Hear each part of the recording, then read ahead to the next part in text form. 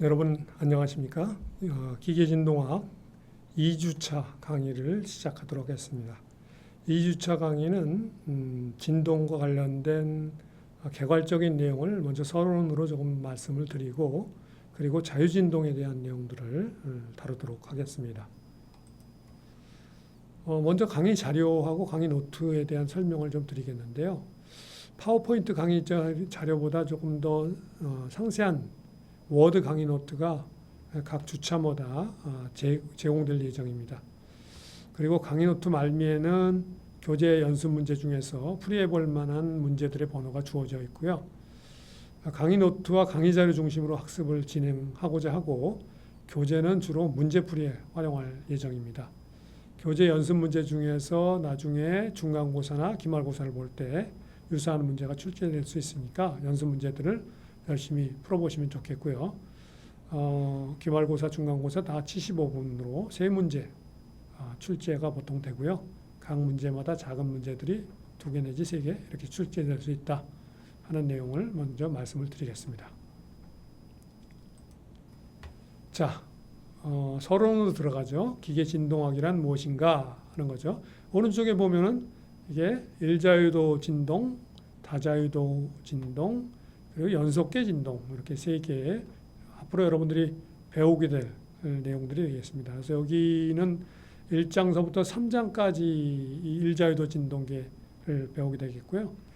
4장에 다자유도계 진동, 그리고 5장에서는 이제 설계에 대한 얘기를 좀 하고 그다음에 6장에서 이 연속계 진동 이렇게 다루게 되겠고요. 마지막 7장에서는 우리가 실험, 진동 실험과 관련된 내용을 이렇게 다루도록 하겠습니다. 일자유도 진동계의 경우는 다자유도 진동계는 우리가 이산계라고 얘기를 합니다. 영어로는 discrete system 이렇게 얘기를 하죠. 이 discrete system은 상미분방 정식으로 이렇게 유도가 되게 됐습니다. 그래서 일자유도계는 상미분방 정식 1개, 다자유도계는 n자유도계면 상미분방 정식 n개. 그래서 이렇게 행렬식으로 보통 표현하게 되겠죠. 이렇게 표현되겠고요. 연속계가 되면은 자유도가 무한 자유도를 갖게 되겠습니다.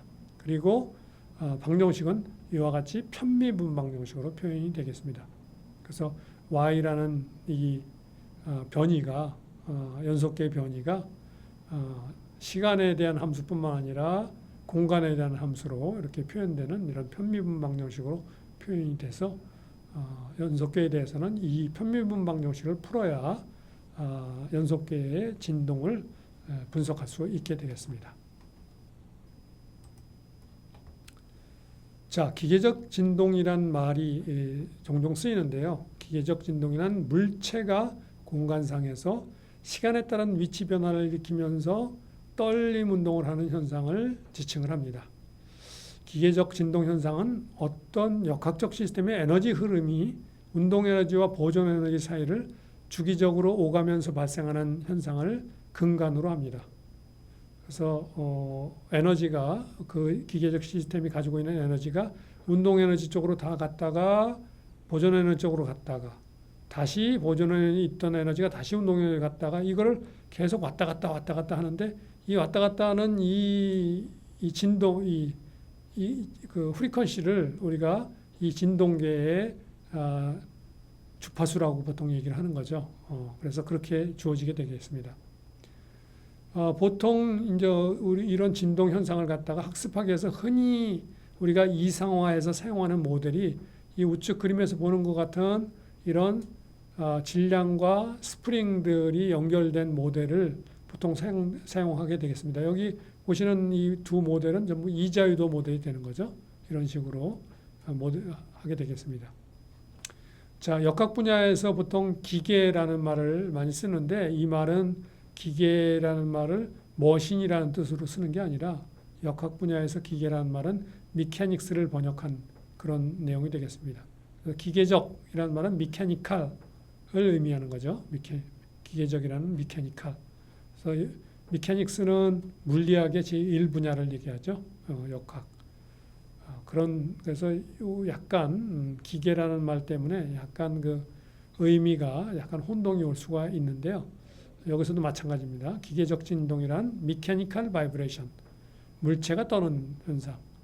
진동에는 물체가 떠는 현상이 물체가 아닌 게 떠는 현상도 있을 수 있죠. 그래서 예를 들면 파장 같은 게 그런 게 되겠습니다. 파장 같은 경우는 물체는 아니지만 파는 떠는 현상이 있죠.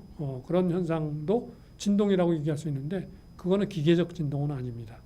그래서 우리가 여기서 배우는 것은 물체가 떠는 현상을 배우는 거다 하는 내용이 되겠습니다. 자, 기계적 진동의 예를 한번 여기 그림에서 보시게 되겠는데요. 여기 보는 것처럼 시계추 준 진동 왔다 갔다 하는 이게 진동이죠. 그 다음에 현악기 같은 게 줄에 떨림 현상. 악기가 우리 연주할 때 줄이 떨리죠. 현악기 그런 현상. 그래서 여기 보면 이 악기의 줄이 이게 첫 번째 고진동수로 떠는 거, 두 번째 고진동수로 떠는 거, 세 번째 떠는 현상, 이 현상들이 쭉 있습니다. 그 다음에 뭐 여기 보는 것처럼 소음이나 음향과 같은 공기의 떨림, 공기도 유체이기 때문에 물체에 해당합니다. 그래서 그거의 떨림도 미케니컬 바이브레이션이에요. 그 다음에 비포장도를 달리는 차량의 진동, 자동차가 막 움직일 때 진동하는 현상, 그것도 기계적 진동이고요. 여기 오른쪽에 보는 것처럼 탈수 시에 세탁기가 이렇게 막 떨리게 되는데 세탁기 진동도 미케니컬 바이브레이션이고요. 지진에 의해서 이런 건물들이 막 흔들리는 거 이것도 미케니컬 바이브레이션이죠. 여기는 어떤 건물 안에 어떤 그 구조물이 막 떨고 있는 그런 모양을 또 보여주고 있습니다. 이런 것들이 전부 기계적 진동에 이해가 된다 하는 내용이 되겠습니다. 자, 기계적 진동은 우리가 좋은 진동도 있고 나쁜 진동도 있습니다. 좋은 진동은 대표적으로 악기의 진동, 좋은 소리가 나는 거죠. 그다음에 소리가 전파되는 것들은 우리가 이걸 통해서 우리가 소리를 들을 수 있죠. 귀로 이렇게 소리가 공기의 떨림을 통해서 귀로 전파돼서 이 귀 안에서 유스타키오관 안에서 이 떨림을 인지해서 그게 유체의 어떤 떨림으로 해서 뇌로 전달되면서 그게 소리로 우리 뇌에서 인지되게 됩니다. 이거는 우리 정보를 전달하는 내용이 되니까 굉장히 좋은 진동이죠. 그러나 대부분은 우리가 기계 진동을 배울 때 나쁜 진동을 대상으로 해서 많이 배웁니다.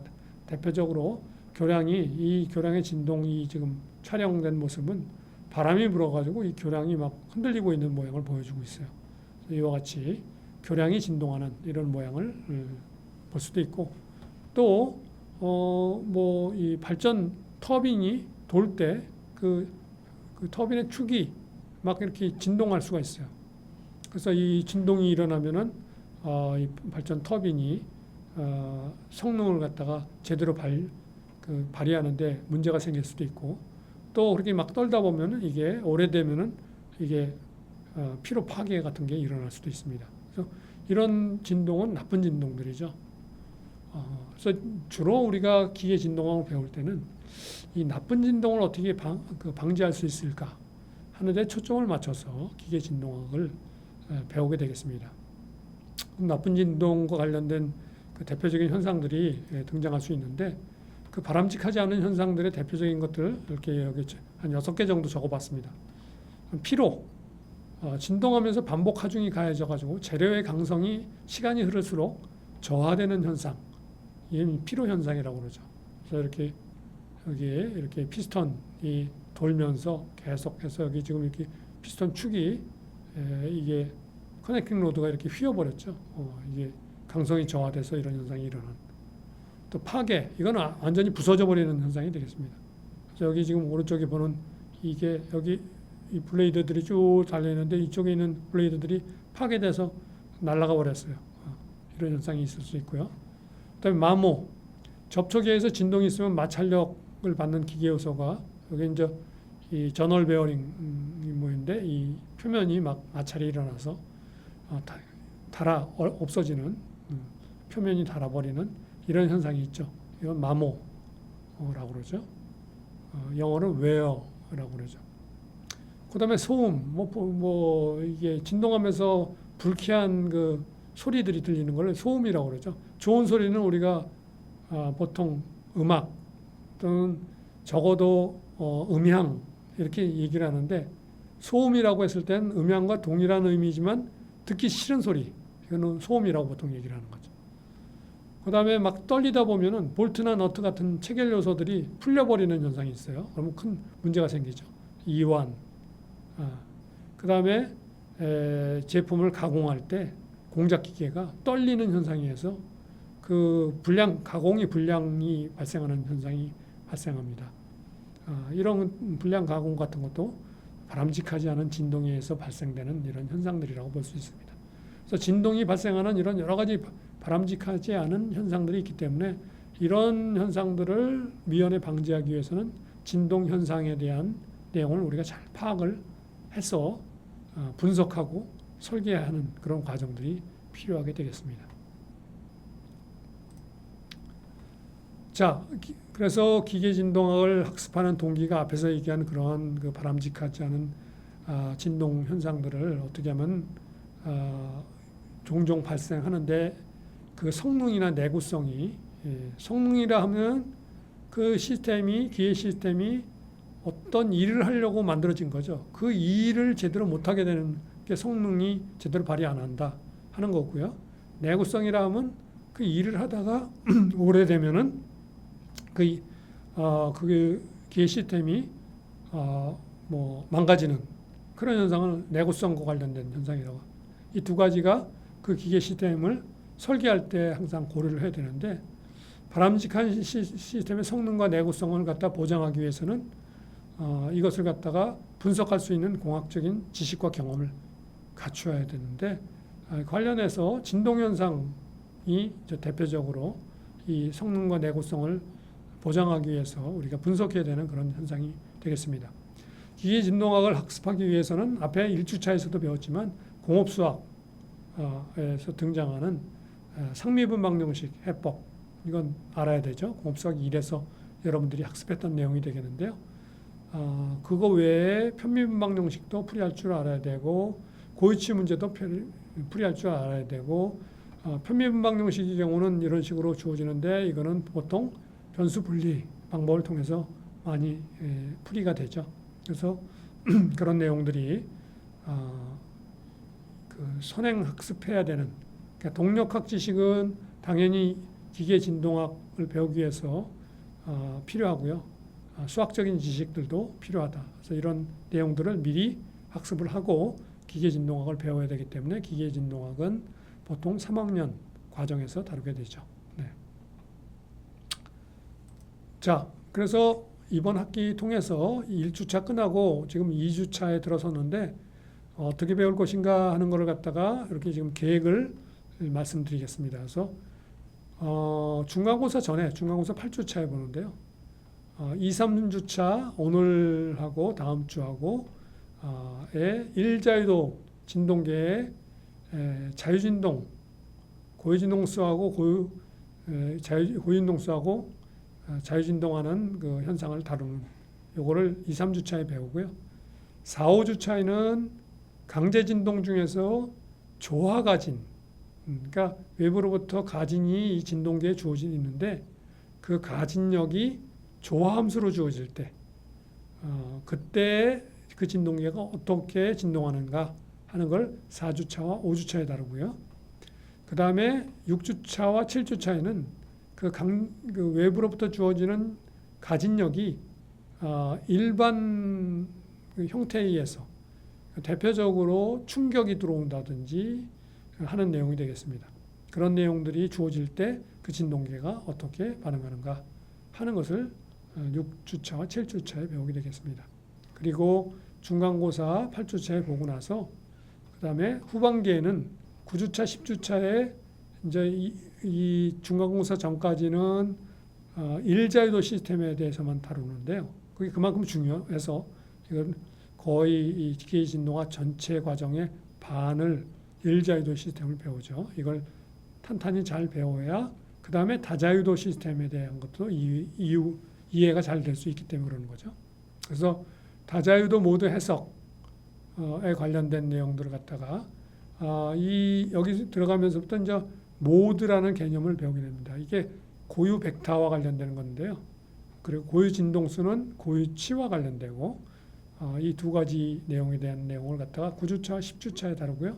그다음에 11주차, 12주차에 가면은 이제 5장 내용으로 이런 이상에서 배워온 이 상미분방 정식으로 표현되는 일자유도 진동계 또는 다자유도 진동계에 대한 우리가 모델링 될 수 있는 진동 시스템에 대해서 어떻게 설계를 하는가 하는 그런 내용들을 두 주에 걸쳐서 11주차, 12주차에 다루게 되겠습니다.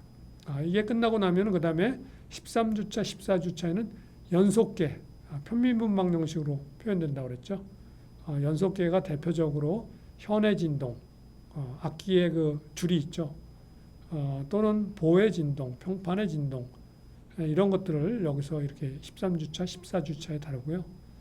그 다음에 마지막으로 15주차에 한 주간에 걸쳐서 기계진동 실험 방법론에 대해서 실험 방법 및 이 방법과 관련된 이론들을 갖다가 마지막 주차에 다루게 되겠습니다. 그리고 16주차에 기말고사를 치르도록 하겠습니다. 이런 계획으로 강의가 진행될 예정이다 하는 걸 알면 되겠습니다. 자, 우리가 기계진동학을 다루게 되면은 제일 먼저 우리가 해야 되는 내용이 뭐냐면은 실제 진동계가 주어졌을 때 예를 들면 자동차가 여기 있다 이거죠. 자동차가 지면 위를 달려가게 되면 지면에 굴곡이 있기 때문에 그걸 달려가면서 이 자동차가 위아래로 떨리게 되겠죠. 그러면 이 자동차가 떨리는 현상을 우리가 분석하고 싶어요. 이걸 잘 분석해야 자동차가 어느 정도 떨리는지 이런 걸 알 수가 있으니까. 그래서 설계가 이미 끝난 자동차라면은 이 자동차가 어떻게 떨리는지를 그 성능을 갖다 분석하고 싶어서 이 해석이 필요한 거고, 설계가 끝나지 않은 자동차라면 이 자동차에 들어가는 현가 장치나 자동차의 무게나 이런 것들을 어떻게 결정해야 이런 우리가 주어진 어떤 형태의 지면 위를 달려갈 때 얘가 진동이 덜 일어날까? 그렇게 어떻게 만들려면 어떻게 해야 되나? 자동차의 무게를 어떻게 조정하고 현가 장치의 스프링은 강성은 어떻게 해야 되고 그걸 결정해 주는 것을 이 자동차의 그 설계라고 하죠. 그래서 성능을 분석하거나 또는 그 기계 시스템에 설계를 하거나 하고자 하면 기계 진동학 지식이 필요하게 됩니다. 그런데 이 자동차를 분석하기 위해서 우리가 이거를 분석하기 위해서는 먼저 이거를 실제 시스템을 갖다가 이상화된 시스템으로 바꿔줘야 돼요. 그때 이 자동차를 일자유도로 내가 생각하겠다. 그 질량 하나에다가 강성 하나인 이런 걸로 간단하게 생각하겠다. 그래서 이렇게 지면 위를 이렇게 일자유도 시스템이 이렇게 움직일 때 얘가 어떻게 진동하는지를 내가 분석하겠다. 이렇게 할 수도 있고, 또는 이 양쪽 바퀴가 있으니까 이거는 일자유도로 하는 건 너무 단순하니까 여기 자동차가 있고 그 밑에 이 스프렁 매스와 언스프렁 매스들이 존재하는데 그것까지 넣고 바퀴의 강성까지 고려를 해서 이렇게 사자유도 모델을 하겠다. 얘가 위아래로 진동하는 일자유도, 이쪽에 있는 프론트 서스펜션이 위아래로 진동하는 일자유도, 그리고 이 차체가 위아래로 진동하는 일자유도, 그다음에 앞뒤로 진동하는 일자유도, 피칭 모션이라고 그러죠. 그래서 합해서 사자유도로 모델링해서 다루겠다. 이렇게 할 수도 있는 겁니다. 그래서 이렇게 실제 시스템을 일자유도로 바꿔서 할 것인가, 사자유도로 바꿔서 할 것인가, 이걸 결정하는 과정을 우리가 모델링이라고 얘기를 합니다. 모델링. 그래서 물리적으로 단순화시키는 과정이 필요하고, 이렇게 단순화시킨 다음엔 이 단순화된 시스템에 대해서 이걸 수학적 식으로 바꿔주는 그런 과정이 또 필요하죠. 그래서 물리적으로 모델링하는 과정과 수학적으로 모델링하는 과정 두 가지를 합쳐서 다 모델링이라고 얘기를 하는 거죠. 모델링을 얼마나 잘하느냐, 특히 물리적 그 현상을 단순화시키는 것을 얼마나 잘하느냐 하는 것이 굉장히 중요한 내용이 되겠습니다. 그런데 이 내용은 그냥 여러분들이 기계진동학 시간에 그냥 배워서 되는 내용이 아니고, 모델링은 특별히 상당한 그 현장 적용 경험이 필요합니다. 그래서 이거는 엔지니어로서 기계 진동학을 여러분들이 수업을 잘 듣고 지식을 얻은 다음에 현장에 나가서 여러 가지 문제들을 다루다 보면은 이 문제는 일자유도 정도로 다루면은 충분해. 그래서 일자유도로 분석할 수 있어. 이렇게 또는 이 문제는 그렇게 다뤄서는 안 돼. 이 문제는 조금 더 복잡한 모델로 바꿔야 돼. 이것을 결정할 수 있는 능력이 현장 경험을 통해서 길러지게 됩니다. 그래서 모델링을 잘하는 것은 현장 경험도 굉장히 필요하다 하는 내용이 되겠습니다. 그래서 이 모델링에 대해서는 사실은 기계 진동학 시간에는 그냥 이 모델링 된 내용들을 여러분들이 배우기만 하지 이렇게 해도 되는지 안 되는지에 대해서는 이 기계 진동학 시간에서는 배우지는 않아요. 그건 여러분들이 이제 경험을 통해서 배워야 되는 그런 내용이다 하고 알면 되겠습니다. 자, 그리고 이제 우리가 이제 배워야 되는 내용들이 일자유도 진동에 관련된 그런 내용이 되겠습니다. 그래서 자유진동이라는 현상이 있는데요. 자유진동이라는 게 뭐냐? 영어로는 free vibration이라고 얘기를 하죠. 자유진동이란 가진력이 없이, 그러니까 외부로부터 이 물체들에 가해지는 힘이 존재하지 않는다는 거죠. 초기 조건에 의해서만 진동이 발생하는 경우를 얘기합니다. 그래서 여기 초기 조건에 의해서 어떤 놈은 계속 진동하고 어떤 놈은 이렇게 진동이 오래 가고 이 두 놈은 진동이 금세 없어져 버렸죠. 그래서 이렇게 감쇄가 하나도 없을 때는 계속 진동하는 이걸 언댐프드 시스템이라고 하고요. 여기는 어느 정도 시간 동안은 그래도 진동이 계속되는 이런 걸 언더댐프드 시스템이라고 하고요. 그 다음에 제일 빨리 진동이 멈춰버리는 이런 시스템을 크리티컬리 댐프드 시스템, 임계 감쇄 시스템. 그리고 이건 좀 더 시간이 오래 걸리죠. 너무 감쇄가 커져서 시간이 오래 걸려서 멈추는 상태까지 가는 이런 시스템을 오버댐프드 시스템, 과감쇄. 요거는 임계 감쇄. 요거는 아감쇄. 요거는 무감쇄, 감쇄가 없다. 이렇게 얘기를 합니다. 이 네 가지 경우가 다 미분방 정식은 이렇게 표현이 됩니다. 외부로부터 힘은 없이 초기 조건만 가지고 운동이 시작되는데 그때 감쇄의 C값이, 감쇄 상수값이 어떻게 갔느냐에 따라서 이 네 가지 현상이 다 가능하다 이거죠. 그래서 요것들의 현상을 갖다가 여기 그래프로 시간에 대해서 가로축은 시간입니다. 시간에 대해서 그려놓은 이 값을 갖다가 우리가 여기 동적 반응을 그려놓은 게 되겠습니다. 그래서 계속 여기 파란색 여기 있는 건 계속 진동하는 무감쇄 시스템이고요. 그다음에 여기 빨간색은 언더댐프드 시스템, 점점 줄어들죠. 그다음에 크리티컬 시스템은 여기서 이렇게 해서 내려갔다가 제일 빨리 줄어들고요. 그다음에 오버댐프드 시스템은 이게 천천히 줄어들게 되겠습니다. 이 감쇄 상수가 너무 커서 빨리 이렇게 0으로 수렴해 가지 못하는 거죠. 그래서 이런 현상들이 자유진동에서 이렇게 다 일어날 수가 있다. 그러면 이 C값이 얼마나 됐을 때 이런 현상들이 각각 일어나느냐. C가 0일 때는 무감쇄계니까 이렇게 될 거다라는 것은 알고 있죠. 근데 C가 0이 아닐 때 C값이 어떤 경우에 이런 세 가지 나머지 경우들이 발생하느냐 하는 것을 갖다가 우리가 이제 앞으로 배워야 될 필요가 있는 거죠. 먼저 무감쇄 시스템에 대한 것을 갖다가 우선 좀 다뤄보도록 하겠습니다. 무감쇄 시스템은 C가 0이라고 그랬죠? 없는 경우죠. 무감쇄 자유진동이라는 감쇄 상수가 0인 진동계가 가진력 없이 초기 조건에 의해서 이렇게 잡아당겼다가 딱 놓는 거죠. 그럼 계속 진동하는 거예요. 위아래로 이렇게 계속 움직이는 이걸 갖다 그래프로 이렇게 그린 내용이 되겠습니다. 그래서 한 번 올라갔다 내려왔다가 올라갔다 내려갔다 이렇게 반복을 계속하게 되는데 이렇게 한 번의 자유진동을 완료하는 데 걸리는 시간을 갖다가 고유 주기라고 얘기를 합니다. 그래서 이 미분방 정식의 해를 갖다가 구해 보면은 그 해가 여기 m과 k만 있기 때문에 여러분이 앞에서 배운 그 특성방 정식 풀게 되면은 이 오메가 n이 루트 n분의 k로 이렇게 주어져서 이런 그 일반해를 갖게 되죠. 그리고 이 일반해를 결정하는 a와 b를 결정하는 거는 요 초기 조건 둘에 의해서 a와 b가 결정이 되죠.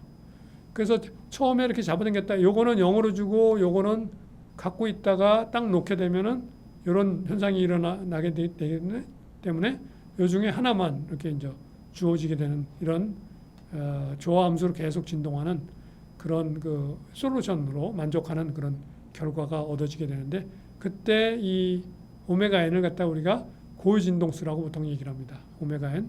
이 오메가 n은 루트 n분의 k로 결정돼요. 고유 진동수라고 하고, 그 고유 진동수분의 오메가 n분의 2파이 한 게 이게 고유 주기. 한 번 진동하는데 걸리는 시간. 이걸 고유 주기라고 얘기를 한다. 하는 그 내용이 되겠습니다. 이런 그 무감세 시스템의 운동 방정식을 유도하는데 는 여러분들이 동력학 시간에 배웠던 그런 지식이 필요하죠. 그래서 이런 그 감세까지 있을 때까지 고려하더라도 C까지 이제 방정식을 유도하려면은 이거에 자유물체들을 그려야 되죠. 그래서 이게 질량이 있는데 이 질량에 걸리는 힘은 X만큼 이쪽으로 움직였을 때 이 스프링이 발생시키는 힘은 위로 KX만큼 이렇게 힘이 발생하게 되겠죠. 그 다음에 얘가 밑으로 이렇게 X 다트로 움직이게 되면은 이 감세기라는 것은 위로 CX 다트로 잡아당기게 됩니다. 그래서 C 곱하기 X 다트. 그래서 이렇게 자유물체도가 질량 하나에 두 개의 힘이, 스프링에 의한 힘과 감세기에 의한 힘이, 두 개의 힘이 작용하는데, 그래서 운동 방정식은 F는 MA에서, MA는 M 곱하기 A가 뭐예요? A는 이 변이의 시간에 대해서 두 번 미분한 거죠. 그래서 M X 더블 다시죠. 그 다음에 오른쪽에 이 F는 강성이 발생시키는 힘은 마이너스 KX고, 감세기가 발생시킨 힘은 마이너스 CX 다시고 이렇게 되죠. 그래서 이걸 정리하면 이런 방정식이, 자유진동 방정식이 얻어진다 하는 내용이 되겠습니다. 그래서 이런 방정식이 어떻게 유도됐는가 하는 걸 동력학에서 배운 자유물체들을 통해서 설명하는 내용이 되겠고요. 그 다음에 우리가 한 가지, 우리가 이런 그 무감세 진동계에서 앞에서처럼 계속 진동이 이어진다고 그랬죠. 코사인과 사인 함수로만 이어지는 그런 함수를 갖다가 이렇게 하모닉 모션이라고 합니다. 하모닉 모션은 코사인 함수나 사인 함수로 주어지는 모션을만 말하죠. 이게 계속 반복되는 겁니다. 이렇게 반복되고 있는 이런 거를 하모닉 모션, 조화 운동이라고 얘기를 하죠. 그러니까 조화 운동은 주기 운동의 대표적인 예입니다. 주기 운동은 그 함수가, 주기 운동 함수는 이런 식의 성질을 만족하는, X가 주기 운동 함수라고 그러면은 이런 식을 만족하는 함수를 우리가 주기 운동 함수라고 보통 얘기를 하죠. 주기 운동 함수라고 얘기를 합니다. 그래서 이때 XT가 XT 플러스 타우가 돼서 이게 반복적으로 계속 같은 값이 반복되는, 이걸 주기 함수라고 얘기를 하죠. 이때 이 타우를 갖다가 우리가 이 함수의 주기라고 얘기를 합니다. 그러니까 여기서는 이렇게 하는 게 사인이나 코사인으로 주어지는 이런 거는 조함수고, 이거는 조함수가 아닌 주기함수입니다. 이것도 계속 요 주기마다 계속 같은 값이 반복되죠. 그래서 요거를 우리가 주기라고 얘기를 한다. 그래서 조함수는 주기함수의 하나의 예인데, 실제로 기계 진동학에서 우리가 조함수로 가진될 때 그 진동에 대한 것을 나중에 배우게 되는데, 그 이유가 원래는 주기함수로 가진이 됐더라도 이 조화함수가 주기함수의 대표적인 얘기이기 때문에, 그리고 주기함수는 이 조화함수들의 이 컨비네이션으로 항상 표현할 수 있다 하는 게 그 오일러 공식으로 우리에게 또 알려져 있죠. 오일러 이 세어렘으로 알려져 있기 때문에 나중에 이제 그런 이론 적용할 수 있기 때문에 이 조화함수에 의해서 가진되는 걸 나중에 배우게 됩니다. 그 내용은 나중에 또 우리가 또 2장에서 다시 다루도록 하고, 이 조화 운동이라는 게 뭐다. 무감세 진동일 때 계속 자유진동하고 있으면은 이렇게 코사인이나 사인 함수로 이렇게 반복되는 이런 함수를 우리가 조화 운동이라고 하고, 그것보다 조금 더 일반적인 이런 형태의 함수를 우리가 주기함수라고 한다. 이걸 기억해두면 되겠습니다. 그 다음에 우리가 이제 여기 배울 때 우리 감쇄기를 배우는데요. 이 감쇄기가 진동을 완화시키는 목적으로 주로 사용되는 걸 우리 감쇄기라고 합니다. 대표적으로 이 감쇄기로 사용되는 게 자동차 같은 경우는 쇼크 옵서버라는 게 있죠. 우리말은 충격 흡수기 이렇게 생겼는데요. 여기 이제 스프링도 있고 이 안에 이제 감쇄를 일으키는 그런 것들도 같이 들어가 있습니다. 실제 감쇄기의 형상은 이렇게 생긴 게 자동차의 실제 차체하고 그 밑에 바퀴 쪽에 차체 축하고 바퀴 축하고 사이를 갖다 연결하고 있는데요. 요걸 통해서 우리가 이 충격을 흡수하죠. 그리고 여러분들이 이제 대표적으로 또 볼 수 있는 이런 충격 흡수 장치가 이렇게 문 같은데 위쪽에다가 문이 쾅 하고 닫히지 않게 또 충격 흡수 장치, 쇼크 옵서버를 또 달아놨죠. 그래서 문이 확 닫히지 않고 이 충격 흡수기에 의해서 서서히 닫히게 만드는 그런 흡수 장치들이 문에도 달려 있는 경우를 많이 보게 되는데 그런 것들이 이 감쇄 장치입니다. 그걸 영어로는 댐퍼라고 얘기를 하는데요. 이 댐퍼가 우리가 보통은 이 기계 진동학에서는 선형으로 이렇게 모델링을 해서 사용을 합니다. 물론 모든 이런 댐퍼들이 다 선형 특성을 갖는 건 아닌데 이게 선형이 아니면 방정식이 비선형이 되기 때문에 비선형 미분 방정식은 해석적으로 우리가 풀 수 없기 때문에 다루질 않죠. 그거는 수치적으로는 다룰 수 있어도 해석적으로는 다루지 않기 때문에 여러분이 이 기계 진동학에서는 전부 선형 현상을 대부분 다 다룹니다. 그래서 이렇게 감쇄기가 선형으로 모델링 될 수 있는 그런 감쇄기에 대해서만 기계 진동학 방정식을 이렇게 세워서 다룬다. 그래서 이 감쇄기라는 것이 이런 특성을 가지고 있다 하는 그런 내용을 갖다가 기억해 두면 되겠습니다. 자, 2주차 강의 첫 번째 시간 강의는 여기까지 하도록 하겠고요. 여기에 이어서 일자유도 진동계에 관련돼서 이 진동계에 이 주어지는 여기에 질량과 그리고 감쇄 상수와 강성과 요것들에 의해서 그 진동계의 특성이 결정되게 되는 그 특성과 관련되는 대표적인 특성으로 고해 진동수라는 게 있고 감쇄비라는 게 이제 등장을 합니다. 그것들을 어떻게 구하는가 하는 내용을 2주차 강의의 두 번째 시간에서 다루도록 하겠습니다. 오늘 첫 번째 시간 강의는 여기서 마치도록 하겠습니다. 여러분 수고 많이 하셨습니다.